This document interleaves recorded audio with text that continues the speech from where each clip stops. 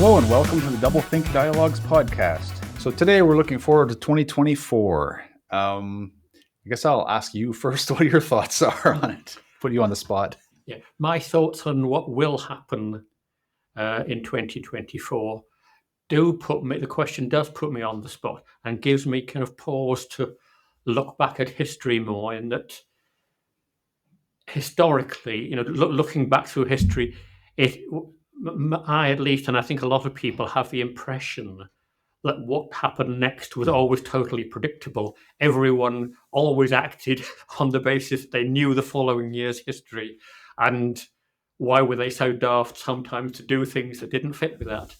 But I guess that their years were not their New Year's, not unlike our New Year's. And actually, we really don't know what's going to happen. However much in retrospect, it's going to appear glaringly obvious, and only an idiot would not have known what was going to happen in the year ahead. Yeah, I suppose we're in a period of great uncertainty, aren't we? Mhm. I mean, everyone. I still remember 2016 with Trump and Brexit in the same year, and worst year ever. So many people were saying, and if you're going back to 2016 from now, you'd be like, just wait, because now we're in 2024 and we've been through the pandemic and all these wars that have started. So yeah, I guess it brings to mind the thought then is some things might seem relatively certain, and there's going to be a lot of things that are very uncertain. What would be one of your certainties then? All right. Well, just adding to you saying the certainties and the uncertainties, there's the important and not, in the sense that some of the things that seemed epoch-making, that for start we probably didn't think would happen, but when they did, we would have thought, if that does happen, wow, that will change everything. And we're here, a few years down the line and think, well, actually, it didn't. So I suppose that's maybe is that optimism or pessimism to think, well, however bizarrely out of our expectations the events are, the effect, in another, they won't seem as either as cataclysmic or as fantastic as we might now think. Well, if that happened, that would be a real change. Well, no, it'll be shocking and surprising, but it probably won't change anything. Yeah, it was a bit strange. I mean, looking back to COVID, I thought, okay, this is going to change a lot of things, and it did for a short period of time, and then sort of things started. I don't know if people got sort of stir crazy, then the protests started gathering, then everything sort of started gradually returning to normal as soon as they released the laws letting us out of our houses again. And then it seems now that, I mean, I'm not even thinking of masks or vaccines. I'm just thinking of general behavior, and it just feels like everyone's kind of forgotten everything, all their lessons. Very much so. For me, even just the coughing in public in your arm or whatever should be something that everyone learned from COVID. Yeah, which would have been reasonable to do before that. Yeah, in fact, I was doing it before that. That was probably one of the few people. Yeah, I mean, you wonder again, looking back, rather, how I'm trying to sneak into doing, because it's a lot easier than looking forward. I mean, how long did it take for the Black Death just to be something? Well, it happened, but where we're all, those of us left are okay, and we've buried the ones who weren't. So this, things are as they are. I suppose you can say, well, Labour pay rates went up afterwards, but for quite a while, I guess, yeah. But even that kind of burnt, within a century or so, the populations had readjusted to the kind of population carrying capacity of the land, as it were. So even that wasn't an effect lasting millennia, as you might at the time have imagined it would be. Yeah. So okay, we may not be wanting to predict future pandemics, but we are kind of in a violent time now. So we have the wars, and I think one of the wars that are happening, getting worse, would not be rocket science. You wouldn't be chancing your arm to say that. And one of the wars of the many that might happen actually happening, it wouldn't be that bizarre. I suppose the clever bit would be to say which ones will get worse and which ones will happen. And I think the honest answer for me, I mean, they're probably better guesses than me, but is again, not only do I not know, but again, it's prompting me to look back and think, well, Churchill's great claim to fame was his presciency in seeing the threat of Hitler and the inevitability of World War II. But was it just a lucky guess? Was it the convenient political stand for him to take? He needed an issue that was as good as any for him to ride on, and it turned out to be well founded. I suppose it probably was a reasonable. I don't want to say guess, educated guess, I suppose, yeah. because I know there have been people who predicted that Putin would be attacking by now or by last year, based on certain realities of his situation with regards to his own country and the needs of Russia.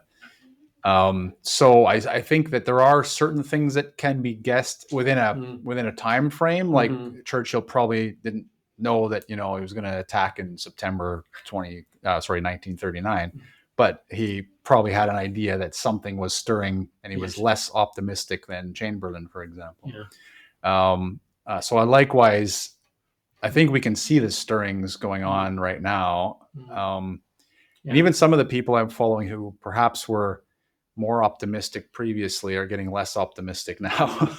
And specifically, I guess the one to look at is, of course, the South Asian Sea, the China Sea, and everything going on in there. Yeah. So we've got concerns with China. I saw something that was particularly interesting for me in this regard. So I follow what's it called? World is One News, which is a YouTube news station out of India, which seems to be somewhat affiliated officially anyway. I'm not exactly sure their affiliation, but they had a 5-minute YouTube segment actually describing India's preparations for a conflict with China. And they specifically said, air by sea and by land, how they were preparing in each case.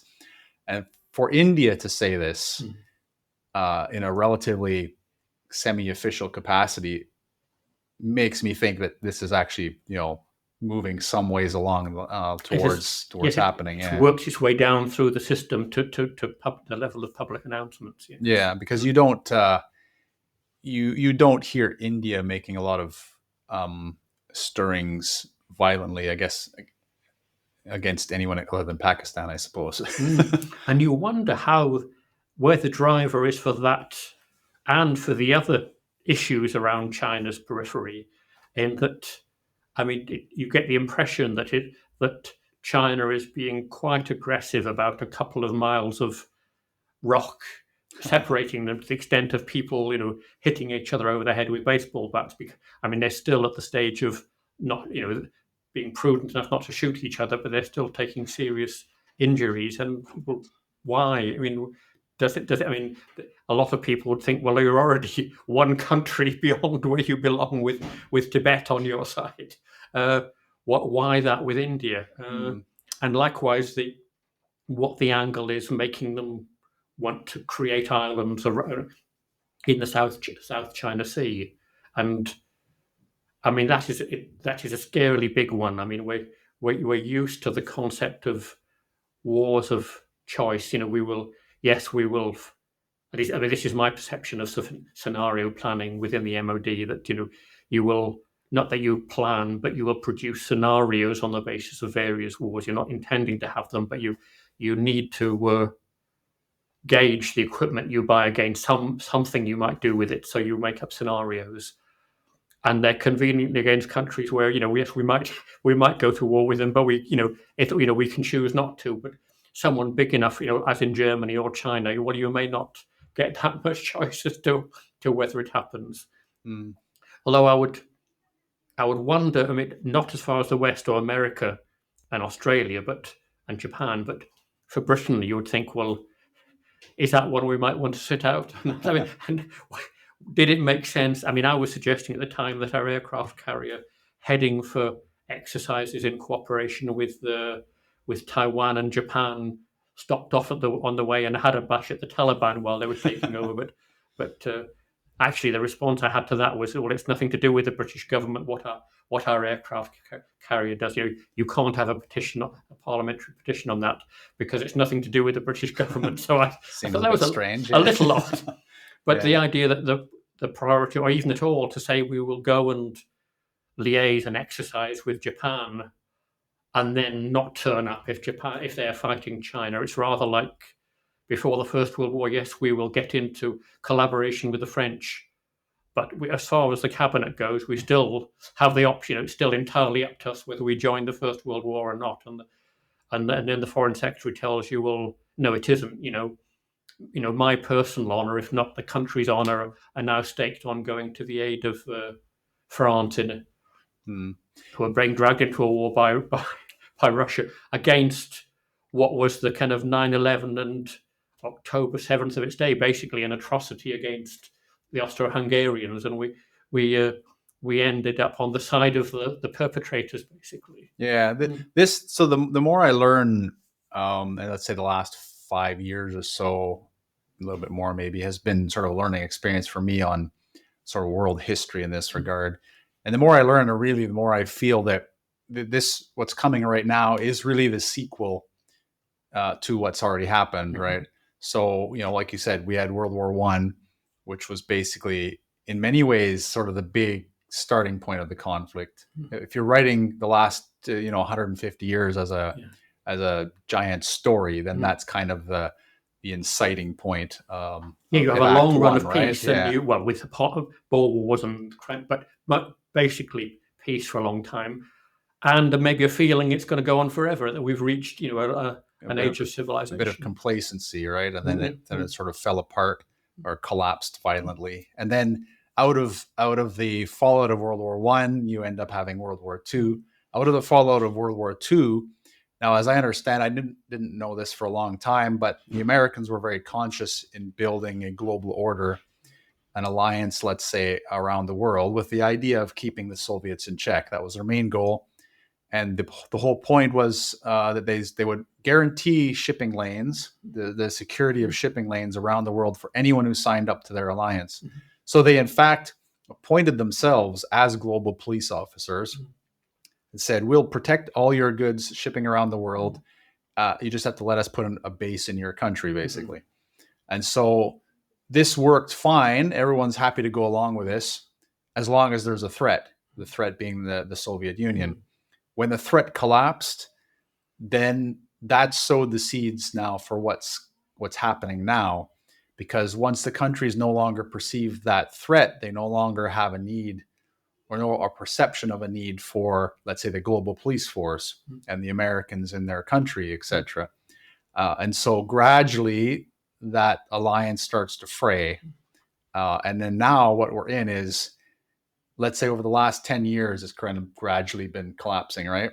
Been fraying more and more. And now we're hitting that point where it really is just all falling apart and it's becoming a free for all, isn't it? Like almost everyone is trying to grab whatever they can from it now, enter the world stage, get what they can and leave, kind of thing, or play for the future. How can we set up our country to be a big player in the next order, basically? And to the extent that people are grabbing, and then there's when for years we've made it sort of an unthinking rule, a taboo, we do not move borders, and then you think, well, actually they've moved the border. How many lives and how many $1 billion worth of equipment do we lose to push the border back, when actually it's just as good where it is as where it was. The only thing is somebody has moved it and they're not supposed to. So the question, and it seems so easy to say, well, we'll the sensible thing is to let that go. Yeah. But I do see a connection with what you were saying about the American world order fading with the British. Britannia's world order in the late 1800s, and us being at the point where we outgunned all the other navies, but we've got them all catching up to the point where the combination of them outguns us, and we're pushed into an alliance with France. So we'll have their navy to cover the Med for us, and we in the process we get pulled into putting an expeditionary force into France. And I'm thinking if only we had offered to be a fairer world police force rather than saying, look, we rule the oceans, live with it. But if we'd said, look, Yeah. we will protect your shipping regardless, even if we were at war with Germany, we will still protect their merchant shipping going to Germany, East Africa, or whatever it is.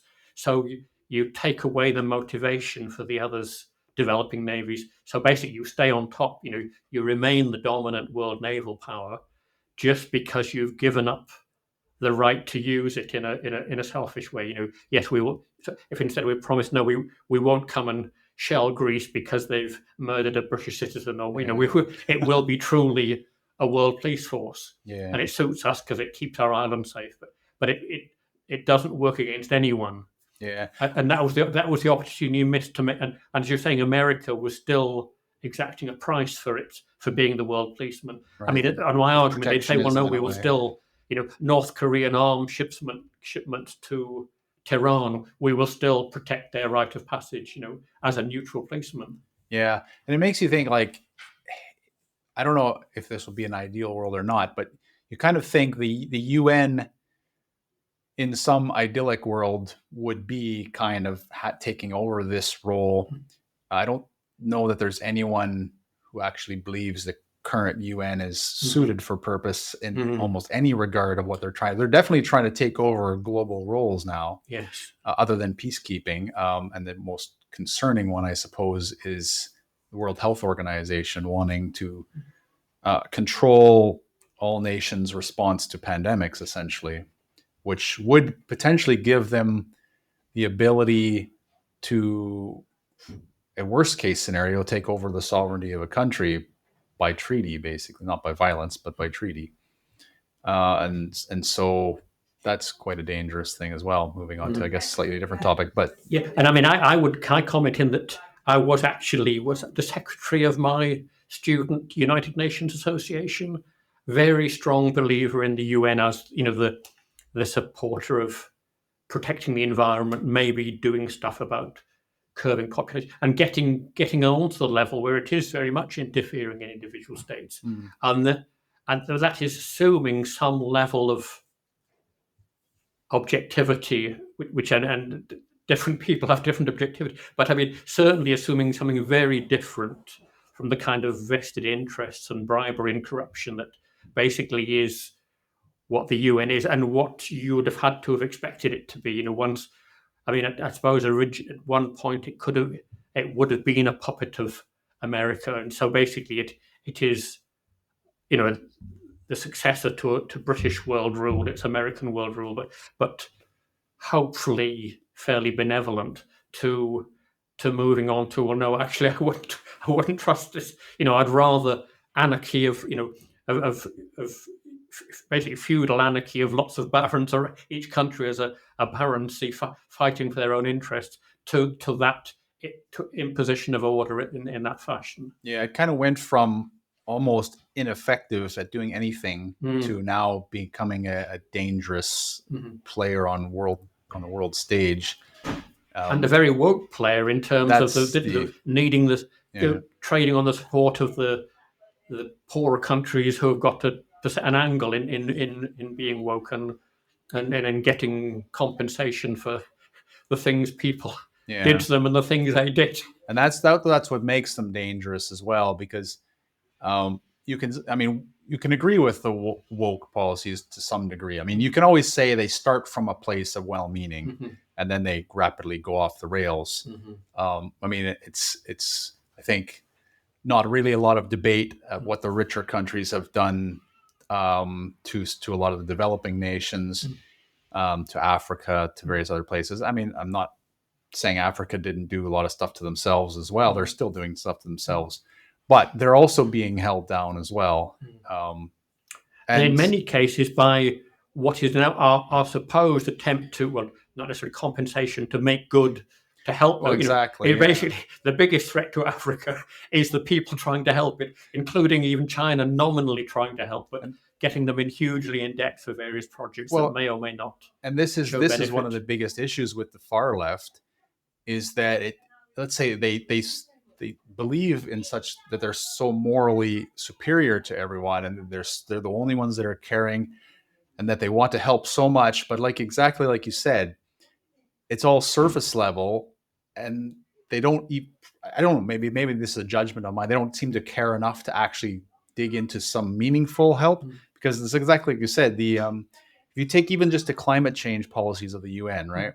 So it has been admitted previously by IPCC authors that it's primarily an economic policy. It's meant for wealth redistribution, and specifically to places like Africa, right? So you're taking money from the wealthier Western nations and you're giving it to African nations who perhaps may suffer more for climate change. Who knows? It's random climate change anyway all over the world.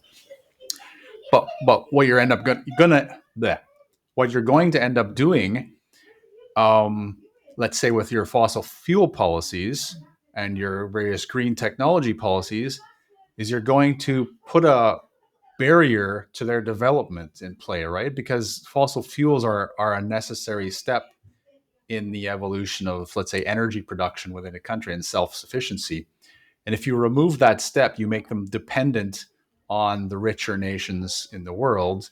And then exactly like you say, they become financial slaves to the wealthy nations. And so your carrying climate policies have doomed like a billion people in Africa to being stuck in those situations or forced to migrate. So from some perspective, the mass migration is a climate crisis, but it's not a climate crisis from the actual climate. It's probably a climate crisis from the government policies being put in place, right? So that's the. I don't know if it's a mindset that we share, but there's a sense that of all the major problems that governments are addressing and telling us what the cause is, the impression is it seems to be there to me that no, actually, it's what you're doing. Your best action is to just stop what you're doing. You are, most of the stuff you're causing.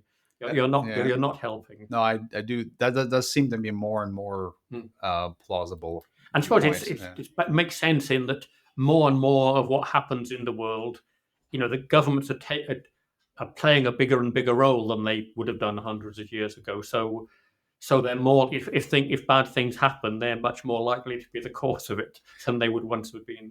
Yeah, and I have the feeling that that's going to continue as governments and the UN, for example, seem to have come to grips with how to use new technology to their best benefits, but not necessarily the best benefits of their populations. And the consequence, I've been terming it techno-feudalism. It feels like, and other people have given it different names, maybe techno-communism, but I don't think that's as accurate. But the idea that, we have the EU, we have the US, we have Canada, we have the UK, all trying to bring in these digital passports. China, obviously, with their social credit system. Digital passports, digital control of the currency, of your own currency in your bank accounts, basically complete control of everyone's life. And they seem to have forgotten that, we're actually stakeholders in the world as well, right? You have the World Economic Forum. We want to provide a input for all the stakeholders of the world to discuss how to move forward, and they don't seem to have included the general population in that stakeholder list, right? It seems to be everyone else except us, and yet we are a huge resource as the average people. I mean, we can contribute greatly, and instead we're kind of being treated like not even just uncomfortable or unnecessary mass of bodies that are there just to manage in some way, right? There seems an assumption that good things will have to be done in spite of us, that that we don't know what is what in the world, and we're not capable of being told what's what. We wouldn't listen or wouldn't understand it. But basically, their idea of the right policies have to be we're to be lulled into accepting them by some alternative explanation that we can't even be included even in a one-way discussion, that's an honest one-way discussion, let alone a two-way discussion on what's best to do. Yeah, I think that's pretty clear. I think in regards to some of the previous conversations we have, especially on illegal immigration, like there has to be reasons behind it that no one is talking about, Mhm. even if it's just concern about violating, Geneva Conventions or Mhm. something. If that's it, like Mm. none of the government has voiced, as far as I'm aware, voiced an opinion on that perspective. Mm. And yet, if that is the reason, Mm. why not just tell us, and then Mm. we can have a discussion about it, and Yeah. whatever. But Yeah. I mean, I've heard that the claimed argument as being said off the record by politicians, well, actually, we need a Labour, but don't tell people. So basically, we're going to pretend that we're doing our damnedest to stop immigration when actually, well, we are opening the door to it and just trying ineffectually to stop the ones we didn't invite, but actually inviting so many. What's the difference? But for some reason, this decision that we want these people here is not something that can be shared with the public. Yeah, and I think that kind of leads us into another thing that is certainty this year, which is the elections. Mm. And it'll be interesting to see whatever happens, what specifically happens on that issue Mm. with regards to the new governments. We're in the UK, I think, unless you're a real gambler, you're going to bet that the current government is going out, which means most likely Labour is coming in, Mm. which means who knows what exactly. Yes, indeed. I mean, you'd almost have to think that the current government hopes it goes out. I mean, it just how can it? How much more of the humiliation can it stand? Yes, it has to appear optimistic and fight to the last minute, but actually, it'll be a relief when it's out of its miseries. Yeah, and then there'll be the question of, is there any political will to combat specifically Mhm. illegal migration, and if there is, are they able to do anything about it, or are they going to be sort of handcuffed by the various treaties and laws, as they seem to believe they are anyway, even though most of us agree that your first, if you're an asylum seeker, your first port Mhm. is where you seek asylum. You don't travel halfway across Europe for it. Mhm. And if you're not an asylum seeker, then you're illegal and you don't have a right to be here. Um, Mhm. but that is And the first point, the point of getting asylum at your first safe port of call has other merits in that all the things that make it easier for you to assimilate there and relate to difference, whether it's ethnic, cultural, economic difference. The less the economic difference, the less the reason there is for economic migrants to go there as well. So you get, well, you have had, they seem to be changing their attitude now, but you've had huge population movements from Afghanistan into Pakistan, but actually they're crossing a fictitious, but in cultural and ethnic terms, linguistic terms, it's a fictitious border. I mean, it's a fake border that we put there. They're the same people, both sides of the border. So it's not a great miracle of tolerance that they've, yeah. it's like, if people from Lancashire moved into Harrogate, we tolerate them as because we haven't noticed that if they went around telling everyone they were from Lancashire, we might complain. But since it's not obvious to us, we accept them. So there are major reasons for people keeping people as close as possible. One of which is the likelihood of them going back afterwards. Once the danger has passed. More likely, yeah. So we're running near the end of this episode. So we've talked about war, elections, immigration. So is there anything else sort of a little bit out there that's on your watch list for this year? Well, I suppose would I like, if I thought there was an asteroid coming, would I like to be the one who predicted it? I'm not going to go as far as today, but no, I'd say I of all the possibilities, I don't have any particular. There's nothing I particularly fancy in the kind of far left at the moment. I mean, something like the North Atlantic drift reversing or whatever, something to say yes, the major feedback loops of global warming are going to happen, and Greta can say, "There, I told you so." But I don't think this year for that. But I don't even know if any year. But within the main ones, I mean, it's hard to see how much longer China can go on pushing people like the Philippines with and Taiwan with well, I'm sure Taiwan isn't going to strike the first blow. No. The first bombs are going to fall on Taiwan, not anywhere else. But the Philippines and Japan are going to want some kind of American response there. Now, I would like to see a world in which, yes, it's America secures the peace. America in concert with Europe on this side of the world, America in concert with Asia on that side of the world, and they don't actually invite us to join in. I mean, it sounds like it would be the world as far as India would be on board, but maybe we get a pass for this one. We joined the last two.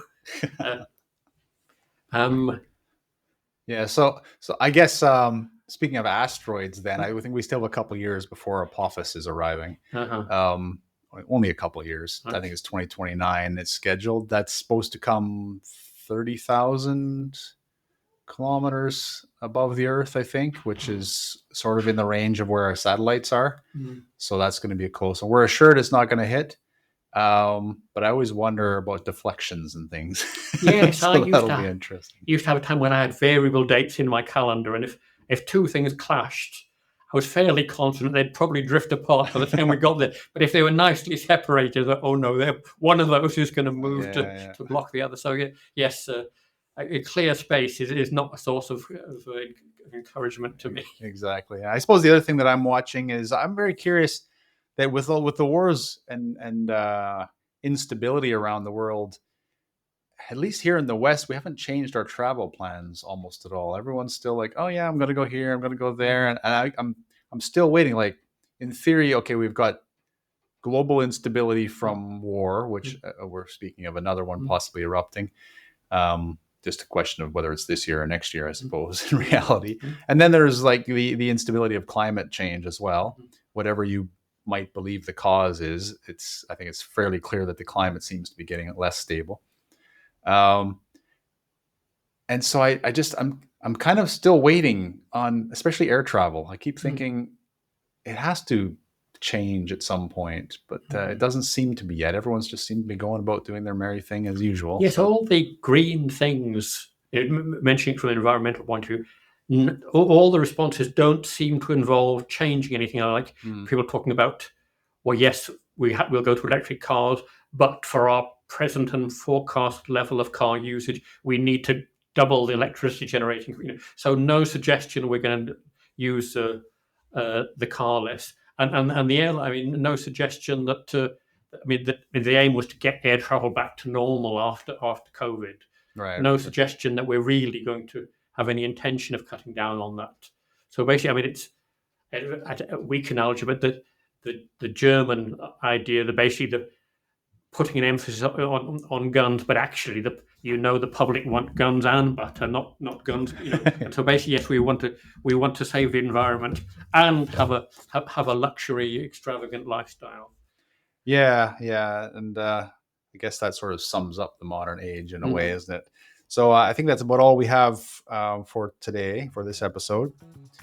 So thank you for listening. And if you've enjoyed, please like, share, and subscribe to Doublethink Dialogues. And we'll talk to you next time.